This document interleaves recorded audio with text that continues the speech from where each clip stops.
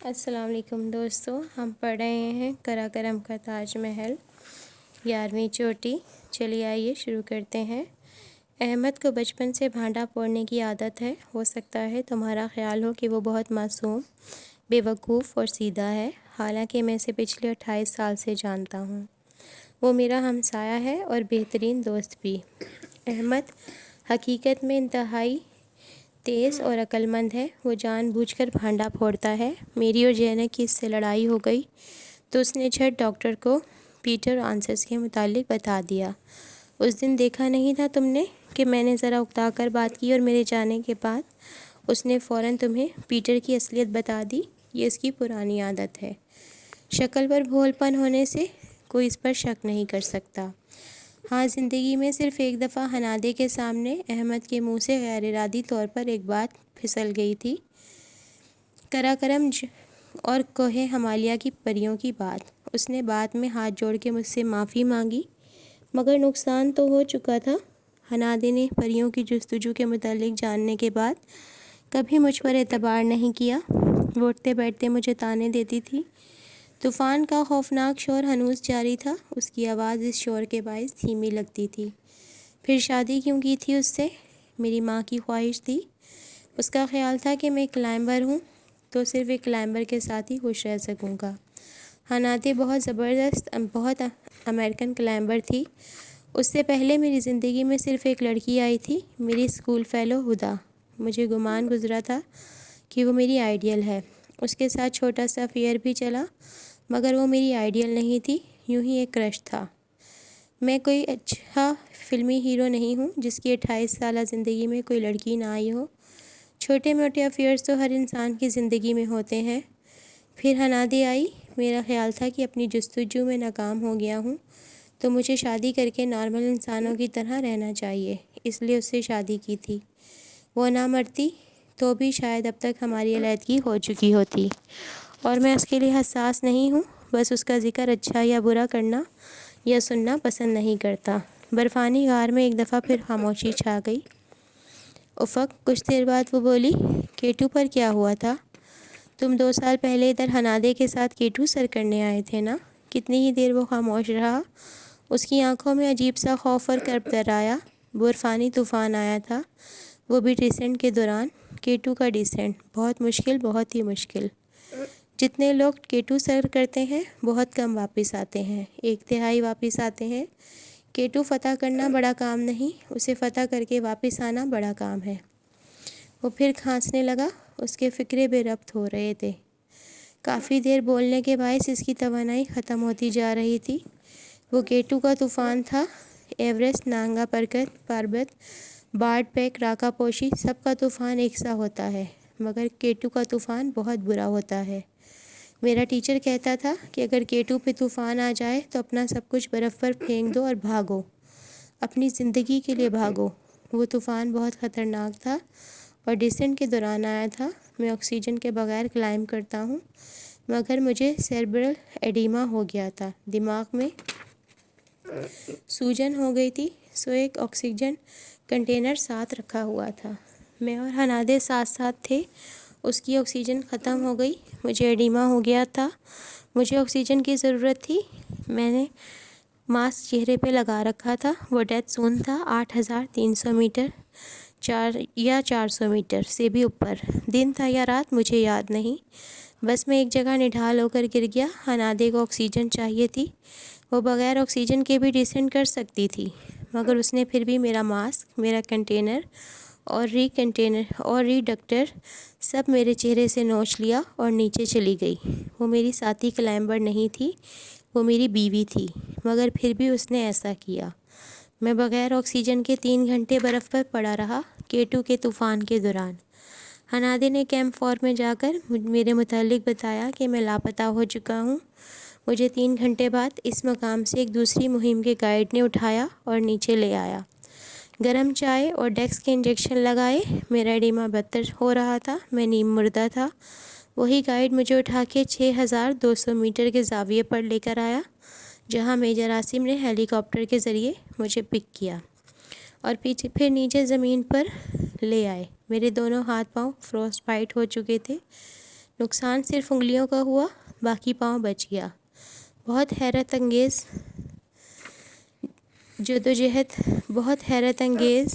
جدوجہد کی عاصم نے دوستی کا حق ادا کر دیا تھا۔ تمہاری ملٹری ہماری ملٹری سے بہت بہتر اور بہادر ہے۔ مجھے وہ لمحے نہیں بھولتے جب میں برف پر گائیڈ کے ساتھ نیم بے ہوش پڑا تھا اور مرنے ہی والا تھا کہ دور افق میں سبز ہیلی کاپٹر اڑتا ہوا نظر آیا۔ وہ لمحہ میرا دوسرا جنم تھا۔ وہ پھر سے زندہ ہوا۔ عاصم میرا بلتوروں میں 2 دفعہ لیزون آفیسر رہا تھا۔ اس نے دوستی کا حق ادا کیا۔ اور ہنادے، وہ ڈیسنٹ کے دوران کیمپ 3 سے آگے برفشار کا شکار ہو گئی۔ اس کی رسی تک ٹوٹ گئی کیونکہ برفشار کا زور بہت شدید تھا۔ وہ برف میں گم ہو گئی۔ اس دن کے بعد ہنادے کو کسی نے K2 پر نہیں دیکھا۔ گلکی میموریل قبرستان میں دفن کرنے کے لیے اس کی لاش بھی نہیں ملی۔ لوگ K2 کو صفاق پہاڑ کہتے ہیں۔ ٹھیک کہتے ہیں۔ وہ طویل سانس لے کر خاموش ہو گیا۔ تم خواب میں بھی ڈر جاتے ہو نا؟ افق نے کرب سے آنکھیں میچ لی۔ بس وہ آپ پیچھا نہیں چھوڑتے۔ میں ہمیشہ خود کو اس مقام میں دیکھتا ہوں جہاں ہنادے مجھے چھوڑ کر جا رہی تھی۔ میں ہمیشہ اس سے اپنا آکسیجن کنٹینر مانگتا ہوں مگر وہ نہیں دیتی پری۔ وہ مجھے آکسیجن نہیں دیتی۔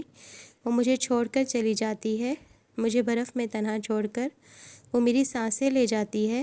جب مجھے خواب میں یہ سب آتا ہے تو میرا جی چاہتا ہے میں پھوٹ پھوٹ کر روں۔ کیا اتنا صفاق بھی ہو سکتا ہے جتنی وہ تھی؟ لمحے خاموشی سے سرکتے رہے۔ باہر ہوتی برف باری کا غار کا دہانہ بند کرنے کی صحیح کر رہی تھی۔ افق بار بار بوٹ مار کر گول دہانے پر اکٹھی ہوتی برف گرا دیتا۔ بس شام تک ہمارے ڈیسنٹ کے متعلق علم ہوتے ہی وہ آ جائیں گے۔ بس آتے ہی ہوں گے۔ وہ بے قرار متلاشی نگاہیں غار سے باہر نظر آنے والے دھند میں لپٹے افق پر بھٹک رہی تھیں۔ انتظار کے لمحے طویل ترین ہوتے جا رہے تھے۔ دنیا کا سب سے کٹھن کام انتظار کرنا ہوتا ہے۔ راکا پوشی پر یہ اور بھی کٹھن تھا۔ بس شام تک وہ آ جائیں گے افق، ڈونٹ یو وری۔ پھر شام بھی ڈھل گئی اور دیو ہیکل سیاہ پہاڑوں پر رات اترنے لگی۔ جنہیں نہ آنا تھا وہ نہ آئے۔ یقین ڈگمگا رہا تھا، حوصلہ پست ہونے لگا، پھر بھی وہ اپنی اور اس کی ڈھارس بندھا رہی تھی۔ رات گہری ہوتی چلی گئی۔ انہیں بغیر کچھ کھائے یہ تیسرا دن تھا جو اپنے اختتام کو پہنچ رہا تھا۔ آگے ایندھن کی صرف ایک آخری بوتل بچی تھی جو اس نے یوں مضبوطی سے پکڑ رکھی تھی جیسے ہفتے اقلیم کی خزانوں کی کنجی ہو۔ بس ایک دن کی پانی کی گیس۔ پاؤں تلے زمین کھنچ جائے اور سر سے آسمان ہٹنے لگے تو کیسا محسوس ہوتا ہے؟ مجھے آج علم ہوا۔ جانے کب میں اس لطیف ہوا سے نکلوں گی اور خالص آکسیجن سے بھرپور ہوا میں سانس لے سکوں گی۔ پریشی کے اعصاب اب جواب دینے لگے تھے۔ افق بند آنکھوں سے مسکرایا۔ 4 سال قبل مارچ میں نے ایورسٹ سر کیا تھا۔ موسم اتنا خوشگوار تھا۔ میری ایورسٹ کی فتح ایسے تھی جیسے کوئی رولر کوسٹر پر چڑھے اور رائڈ لے کر کالر جھاڑتا اتر جائے۔ چوٹی پر میرے ہمراہ ایورسٹ کے نزدیک واقع شرپا گاؤں کا جو شرپا آیا تھا اس کا نام بابو شری شرپا تھا۔ وہ کہتا تھا چوٹی پر سنہری پریاں دکھائی دیتی ہیں۔ یقین کرو میں نے چوٹی پر کھڑے ہو کر سنہری پریوں کو رتھ پر سوار سورج سے لگما کی چوٹی پر اترتے دیکھا تھا۔ شاید وہ میرا وہمہ تھا جو بلندیوں پر ہوا کرتا ہے۔ پریوں کا رخ دیکھ کر میں کافی دیر تک وہیں کھڑا رہا تو بابو شری شرپا خاصا برہم ہوا۔ اس نے چلا کر مجھ سے کہا تم ادھر زیادہ دیر نہیں کھڑے ہو سکتے، یہ تمہارا ٹھگنا ارتھ نہیں ہے، یہ ہمارا ساگر ماتا ہے، دیا کی دیوی ماں، اس کی عزت اور احترام کرو۔ اور میں نے واقعی اس کا احترام کیا۔ بابو نے مجھے ٹیشو پیپر کے چھوٹے چھوٹے ٹکڑے تھمائے جن پر بدھا کی عظمت کی دعائیں لکھی تھیں۔ وہ دعائیں بابو کو بدھ مت کی بخشوں نے دی تھیں تاکہ وہ دیوتاؤں کے اعزاز میں ساگر ماتا کی فضا میں انہیں بکھیر دے۔ اس نے مجھے وہ ٹکڑے فضا میں اچھالنے کو کہا۔ پھر شرپا کا کوہ ہمالیہ کو شکریہ کہنے کا انداز تھا۔ میں کوئی توہم پرست آدمی ہوں نہ مجھے بدھ مت سے کوئی لگاؤ ہے، پھر بھی کوہ ہمالیہ کوئی پراسرار اثر تھا جس کے باعث میں نے وہ ٹکڑے لیے اور انہیں ہوا میں اچھال دیا۔ وہ منظر بہت حسین تھا۔ ٹیشو کے چھوٹے چھوٹے ٹکڑے ہمارے سروں سے تقریباً 5-6 میٹر اوپر تیرتے بادلوں میں ٹھہر گئے، زمین اور ہوا کے درمیان سفید بادلوں میں ساکت سے ہو گئے۔ آج مجھے اپنا آپ ٹیشو کے ان ٹکڑوں کی طرح لگ رہا ہے جسے زمین اور آسمان کے درمیان بادل کے ایک ٹکڑے نے تھام رکھا ہو اور گرنے نہ دے۔ اس کی آنکھیں بند اور لب آہستہ آہستہ حرکت کر رہے تھے۔ آواز اتنی مدھم تھی کہ وہ بہت وقت سن سکتی تھی۔ وہ خاموش ہوا تو جیسے ساگر ماتا کا طلسم ٹوٹ کر فضا میں بکھر گیا۔ وہ ایورسٹ سے واپس دومانی کی غار میں آ گئی۔ سو جاؤ، صبح ہیلی کاپٹر کے آتے ہی تمہیں اٹھا دوں گی۔ افق کے لبوں پر زخمی مسکراہٹ بکھر گئی، جیسے اسے پریشے کے اتنے پر یقین ہونے پر ہنسی آئی ہو۔ پھر تبسم دھیما ہوتا گیا، وہ نیند کی کیفیت میں ڈوبتا چلا گیا۔ اس کے سونے کے بعد اس نے ریڈیو نکال کر احمد سے رابطہ کیا۔ کیسی ہو ڈاکٹر؟ وہ غالباً اس کے کال کے انتظار میں سویا نہیں۔ پتہ نہیں کیسی ہوں، میری ای میلز تو پڑھ کر سناؤ۔ اچھا سنو، وہ لیپ ٹاپ کے سامنے ہی بیٹھا تھا۔ پہلے تو میری بیوی سلمیٰ کی ہے، لکھا ہے، اچھی پریشے جلدی سے نیچے بخیر عافیت پہنچ جاؤ تاکہ بیس کیمپ میں موجود میرے شوہر پر نظر رکھ سکو۔ مجھے تمہارے ہنزا کے اس پار کافرستان میں بسنے والی عورتوں کے حسن کے قصے افق نے سنا رکھے ہیں کہ وہ اتنی حسین ہوتی ہیں کہ تمہاری زبان میں ان کے باعث کافرانہ ادائیں اور کافرانہ حسن جیسی اصطلاحات رائج ہو چکی ہیں۔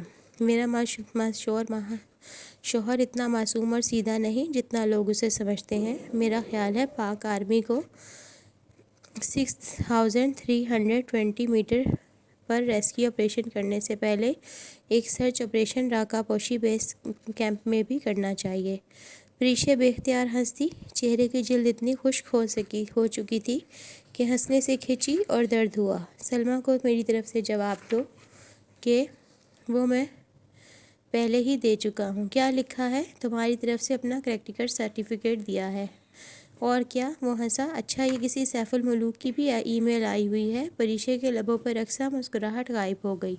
سیف کو وہ ان 3 دنوں میں بھلا چکی تھی۔ کیا لکھا ہے؟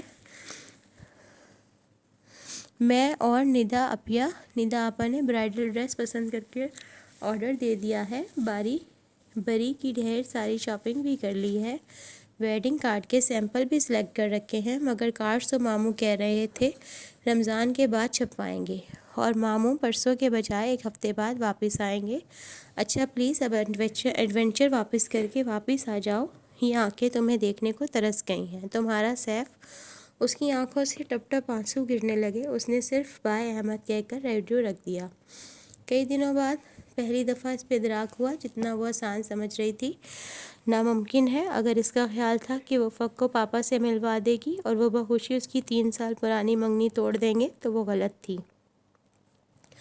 وہ کبھی بھی ایک سیکولر ملک سے آنے والے غیر ملکی اپنے سگے بھانجے پر ترجیح نہیں دیں گے۔ راکا پوشی سر کرنا ایک ایڈونچر تھا جس کی اجازت دے دینا کوئی انوکھی بات نہیں، مگر منگنی ان کی عزت، ان کی زبان کا معاملہ تھا۔ وہ اس معاملے میں سخت قدامت پسند تھے۔ کبھی کبھی اپنی خوشی سے یہ منگنی نہیں توڑیں گے اور ان کی خوشی کے خلاف جانے کا سوچ نہیں سکتی۔ وہ اپنی خواہش، اپنی محبت کے لیے اپنے باپ کو ان کے خونی رشتوں سے محروم نہیں کر سکتی تھی جو ان کی زندگی تھے۔ ادھر اس کی شادی کی تیاریاں عروج پر تھیں اور وہ منگنی توڑنے کا سوچ رہی تھی۔ وہ ایسا کبھی نہیں کر سکتی تھی۔ وہ جانتی تھی اگر پاپا افق کے لیے بے دلی سے مان بھی گئے تو افق کبھی بھی ترکی نہیں چھوڑے گا۔ اسے اس کے ساتھ ترکی جانا پڑے گا۔ پیچھے پاپا اپنے رشتوں کے ہوتے ہوئے بھی ویسے ہی اکیلے ہوں گے جیسے اس وقت ان ویران پہاڑوں پہ اکیلی پڑی تھی۔ وہ شخص اس کا باپ تھا، وہ انہیں کوئی دکھ نہیں دے سکتی تھی۔ وہ برو کے خطرناک گلیشیئر سے لڑ سکتی تھی، مگر اپنے رشتہ داروں کی منگنی توڑنے کے بعد کی ممکنہ بلیک میلنگ سے ہار گئی تھی۔ رات کے اس پہر اندھیرے برفانی غار بیٹھے اسے افق اور اپنے باپ میں سے کسی ایک کا انتخاب کرنا تھا۔ اس نے ایک نظر اپنے گھٹنے پہ سر رکھے بے خبر سوتے افق کو دیکھا جو نیند میں تھوڑی تھوڑی دیر بعد کرہاتا تھا۔ شاید اس کا زخم ناسور بنتا جا رہا تھا اور ناقابل برداشت تکلیف دے رہا تھا۔ اس نے ٹوپی پہن رکھی تھی مگر اس میں سے بھورے بال ماتھے پر بکھرے تھے۔ باہر چاند تھا نہ تارے، غار میں روشنی نہ ہونے کے باعث وہ اس کا چہرہ ٹھیک سے نہیں دیکھ سکتی تھی۔ کچھ عشق تھا، کچھ مجبوری تھی۔ وہ زیر لب بڑبڑائی، اس نے اپنا انتخاب کر لیا تھا۔ تم مجھے بہت دیر سے ملے افق ارسلان، کاش پہلے ملے ہوتے۔ آنسو اس کی پلکوں سے ٹوٹ ٹوٹ کر نیچے گرنے لگے۔ اتوار 21 اگست 2005۔ کسی دھماکے کی آواز نے اسے جگایا تھا۔ وہ ہڑبڑا کر اٹھی۔ وہ برف والی غار میں بالکل تنہا تھی۔ اس کے گھٹنے پر بوجھ نہیں تھا۔ افق کہاں ہے؟ او میرے اللہ! وہ چکرا گئی، پھر تیزی سے دونوں ہاتھوں پیروں پر بلی کی طرح رینگتی غار سے باہر نکلی۔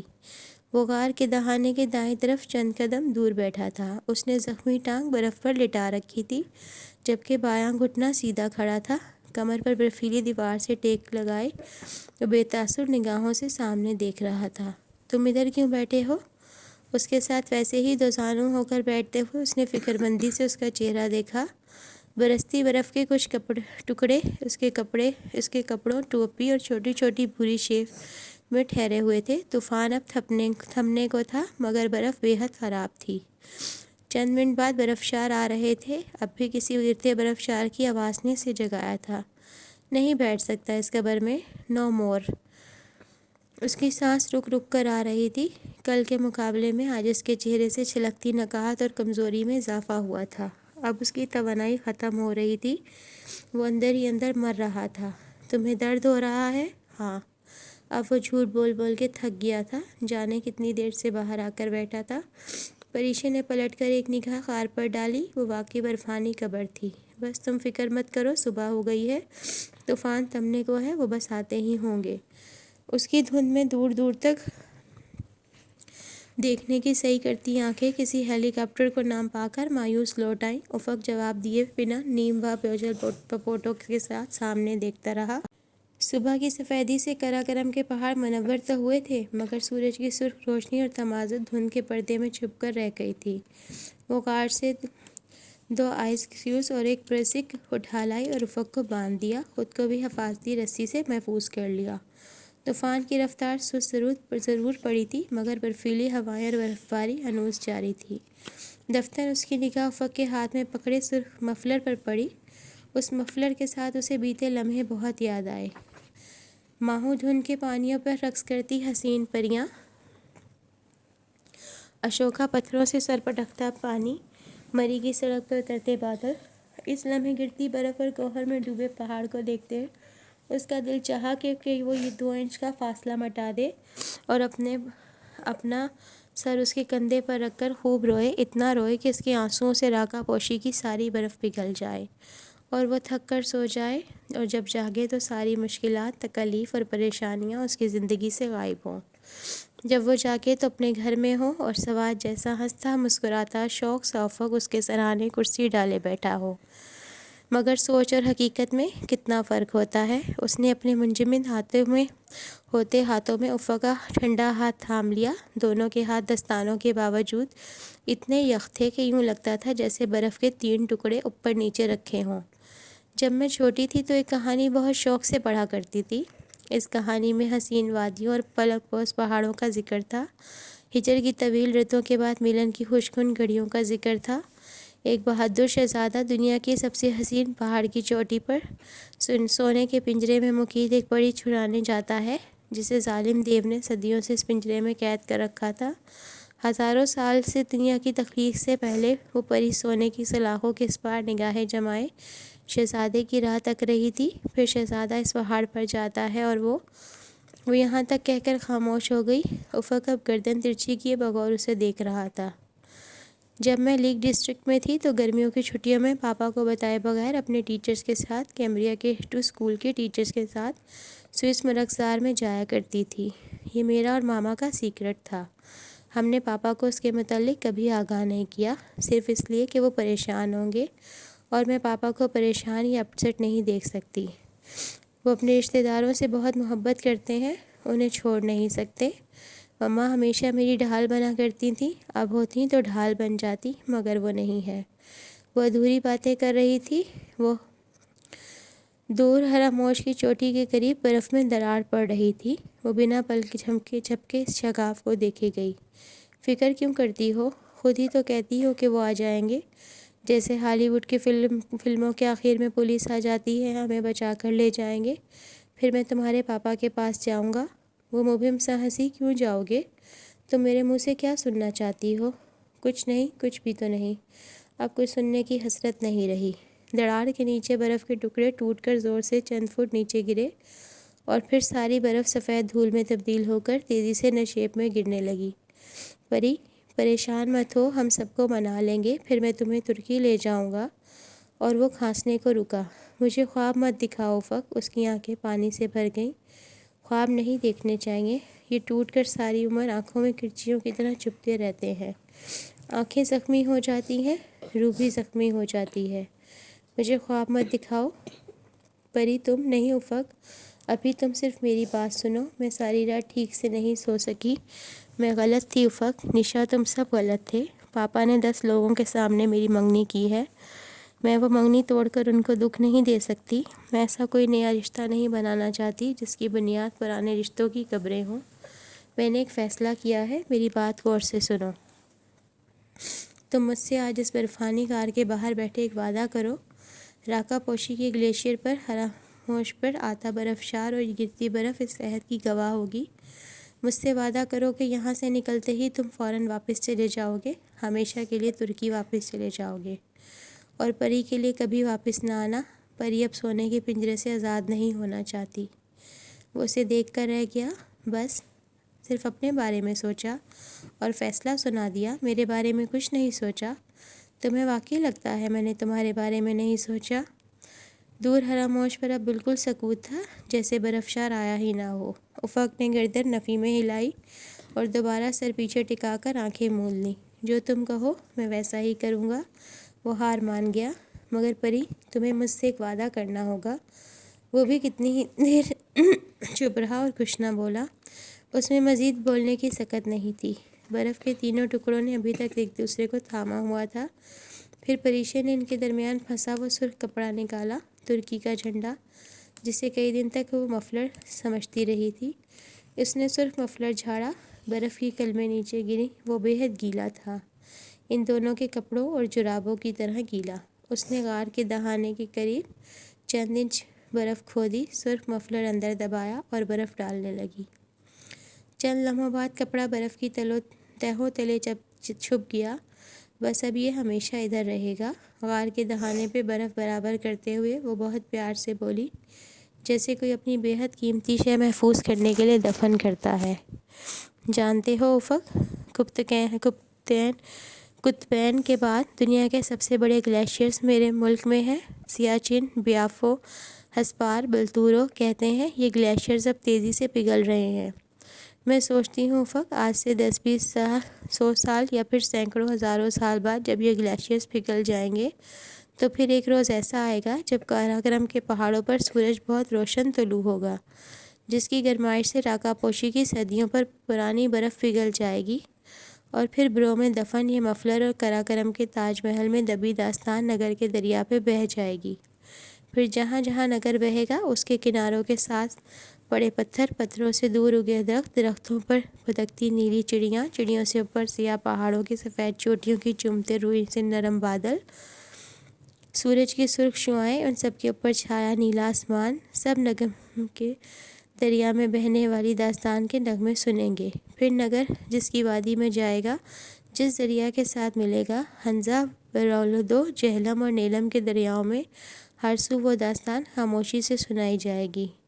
کبھی تونگر کا پانی اور اس پر چڑھی چاندنی کی تہ سوات کے مرغزاروں میں جھرنے کے قریب پہنچے گی، وہ جھرنا جس کے اوپر کبھی پہاڑ پر ہم بیٹھا کرتے تھے، جہاں اداس چڑیا گاتی تھی کسی روٹھی محبت کی طرح۔ تب وہ چڑیا ہماری کہانی سیاحوں کو سنایا کرے گی، وہ کہانی جو اس جھرنے کے پانی اور پانی میں پڑے سرمئی پتھروں کے نیچے بہت پہلے سے دبی ہوگی۔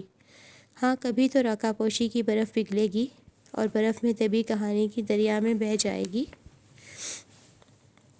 وہ اتنی مدھم سرگوشی میں کہہ رہی تھی کہ اسے یقین نہیں آ رہا تھا کہ وہ سن رہا ہے۔ اس مفلر کو یہیں رہنے دو، یہیں کراکرم کے تاج محل میں سونے دو، جانے اس کی دیواروں پر اور کتنے پیار کرنے والوں کی یادیں رقم ہے، ایک اور سہی۔ وہ خود سے بڑبڑائی۔ برف ایسے ہی اس کے اوپر اور آس پاس گرتی رہی، دھند کبھی بڑھتی کبھی گھٹتی، لطیف ہوا خاموش تھی، افق خاموش تھا، کراکرم کے پہاڑ خاموش تھے، سورج تب بھی نہیں چمکا تھا جب اسے سوا نیزے پہ ہونا چاہیے تھا۔ پھر سفیدی دوپہر میں ڈھل گئی اور شام کا نیلگو اندھیرا قراقرم کے پروتوں پر ان کی دیوی کو اپنی لپیٹ میں لینے لگا۔ ہر 2 گھنٹے بعد پانی کی آدھی پیالی اس کی ضرورت تھی، مگر اس ڈھلتی شام میں جب اس نے اندازاً 2.5 گھنٹے بعد چولہا جلایا تو وہ پانی ٹھنڈا پڑا رہا۔ تو اس نے فیول کی آخری بوتل ہلائی، وہ خالی تھی۔ اس نے ریڈیو اٹھا کر ٹرانسمیٹر بٹن دبایا، وہ بھی مردہ تھا، اس کی بیٹری بھی مر چکی تھی۔ اضافی بیٹریاں افق کے بیک پیک میں کہیں بہت اوپر برف میں دفن تھیں۔ کوہر میں ڈوبے دیو ہیکل جامنی پہاڑ اپنے چہروں پر سفید چادر کا بکر مارے خاموشی سے اسے دیکھتے رہے۔ ان پہاڑوں کے اس پار بھی میلوں پیچھے پہاڑی سلسلے تھے۔ گیس تھی نہ پانی، خشکی اور سردی کے باوجود اس کی حلق میں کانٹے اگائے تھے۔ بغیر پانی کے اب اس کے پاس زندگی کے چند آخری گھنٹے رہ گئے تھے۔ وہ کپکپا نہیں رہی تھی۔ کپکپانے سے گو کہ 1-2 لمحے کے لیے اس کا جسم گرم ہو جاتا، مگر اس اضافی حرکت سے اس کی دسترس میں موجود چند آخری گھونٹوں میں کمی ہو جاتی۔ کانپنے کے لیے توانائی خرچ ہوتی ہے اور اسے توانائی بچانی تھی، چند گھنٹوں کی مہلت کو کھینچنے کے لیے، چند منٹ مزید حاصل کرنے کے لیے، زیادہ سے زیادہ زندگی کا 1 دن گزارنے کے لیے۔ بس وہ آتے ہی ہوں گے، رات کی تاریکی پھیلنے سے پہلے وہ آتے ہی ہوں گے۔ ہمیں بے آب ایک اور سفید رات نہیں گزارنی پڑے گی۔ اس کی متلاشی نگاہیں دور بھٹک بھٹک کر آ رہی تھیں۔ سب کہاں چلے گئے؟ کرنل فاروق، آپ نے تو کہا تھا آپ ہمیں لینے آ جائیں گے، کدھر رہ گئے؟ میرے اللہ، انہیں جلدی بھیج دو ورنہ افق مر جائے گا، وہ بغیر پانی کے سفید رات میں مر جائے گا۔ وہ بے اختیار رونے لگی۔ برف باری پھر سے تیز ہو گئی، یوں جیسے وہ کبھی ختم نہیں ہوگی۔ پریشے نے امید کا ٹمٹماتا دیا آنکھوں میں سجائے دھند میں لپٹے دور آسمان تک دیکھا۔ کوئی ہے؟ اس نے زور سے چلا کر کہا۔ کوئی ہے جو ہماری مدد کرے، ہمیں اس برفیلے صحرا سے نکالے؟ خدا کے لیے کوئی تو آئے، ورنہ افق مر جائے گا۔ اس کی آواز پہاڑوں میں گونجتی ان سے ٹکرا کر واپس آ گئی۔ مت کرو، وہ آتے ہی ہوں گے۔ بند آنکھوں سے وہ بڑبڑایا۔ پریشے نے نفی میں سر ہلایا اور نڈھال سی ہو کر پیچھے برف سے ٹیک لگا لی اور ایک آخری بار دعا کی کہ کوئی آ جائے، مگر راکھا پوشی پر تو دعائیں بھی قبول نہیں ہوتی تھیں۔ وہ کبھی نہیں آئیں گے افق، کبھی نہیں۔ ہم نے جانے کتنے دن ان کا انتظار کیا، مگر وہ نہیں آئے۔ وہ اب نہیں آئیں گے، یہاں سے ہمیں نکالنے کوئی نہیں آئے گا۔ ہمیں ادھر ہی مرنا ہے، آہستہ آہستہ، دھیرے دھیرے۔ اس نے آنکھیں بند نہیں کیں، بس بے تاثر نگاہوں سے دھند میں تقریباً 100 میٹر تک نظر آتے سرمئی سے سفید پن کو دیکھتی رہی۔ برف باری اور تیز ہو گئی تو اس کا پینوراما چھوٹا ہوتا چلا گیا۔ طوفان کئی گھنٹے ہوئے تھم چکا تھا، لمحے بھی تھم چکے تھے۔ لوگ کہتے ہیں وقت نہیں ٹھہرتا، مگر جیسے توماس ہومر کہا کرتا تھا، بعض اوقات وقت بھی ٹھہر جایا کرتا ہے۔ زندگی میں چند لمحے ایسے آتے ہیں جب وقت رک جاتا ہے، گھڑیاں جم جاتی ہیں۔ تب کوئی گزرا کل اور کوئی آنے والا کل نہیں ہوتا، تب صرف آپ ہوتے ہیں اور آپ کی تنہائی۔ وقت کی تفریق اور حساب ختم ہو کر رہ جاتا ہے۔ آپ عجیب ٹائم لیس ٹائم میں پھنسے ہوتے ہیں، جو در حقیقت وہاں ہوتا ہی نہیں۔ ان لمحوں میں پوری کائنات رک جاتی ہے۔ راکھا پوشی پر بھی وقت ٹھہر گیا تھا۔ وہ سوچنے سمجھنے کی صلاحیت منقود ہو چکی تھی۔ وہ سوچ پا رہی تھی، نہ وہ وقت کا حساب رکھ پا رہی تھی۔ کتنے بجے تھے، رات کا کون سا پہر تھا، اس کی یادداشت نے کام کرنا ترک کر دیا تھا۔ ہاں، بس اسے نیند آ رہی تھی، گہری میٹھی نیند، سونا چاہتی تھی، مگر اسے اپنے لبوں کی قید سے آزاد ہوتے الفاظ فضا میں تحلیل ہوتے سنائی دے رہے تھے۔ سونا نہیں افق، سونا نہیں۔ اگر ہم سو گئے تو پھر کبھی نہیں جاگیں گے۔ وہ سونا چاہتی تھی۔ نیند، تھکاوٹ اور پیاس سے اس کا برا حال تھا، مگر دور اندر کوئی اسے جھنجھوڑ کر جگائے رکھنے کی کوشش کر رہا تھا اور اسے کہہ رہا تھا کہ وہ نہ سوئے۔ ہاں، اندر سے بھی وہ جانتی تھی کہ اگر وہ اس رات سو گئی تو پھر کبھی نہیں جاگے گی۔ اسے سونا نہیں تھا اور خود کو اور افق کو جگائے رکھنا تھا۔ وہی الفاظ بار بار کسی غیر ارادی عمل کے طور پر دہراتی، جاگنے کب اس دنیا سے، سردی، برف اور دھند کی اس دنیا سے اس دنیا میں چلی گئی جہاں کوئی درد، کوئی تکلیف، کوئی خیال، کوئی ذہنی کشمکش، کوئی زمان و مکان کی تفریق نہ تھی۔ وہ دنیا زمان و مکان کی کیسے آزاد تھی، وہاں مکمل خاموشی اور سکون تھا، وہ سو گئی تھی۔ تو دوستو یہ تھی آج کی ایپیسوڈ، امید کرتی ہوں آپ کو اچھی لگی ہوگی۔ اگر آپ کو میری آڈیو اچھی لگی ہے تو اس کو لائک کریں، شیئر کریں اور میرے چینل کو سبسکرائب کریں، اور سیلاب زدگان کی مدد کرنے بالکل مت بھولیں۔ اللہ حافظ، کل پھر ملیں گے۔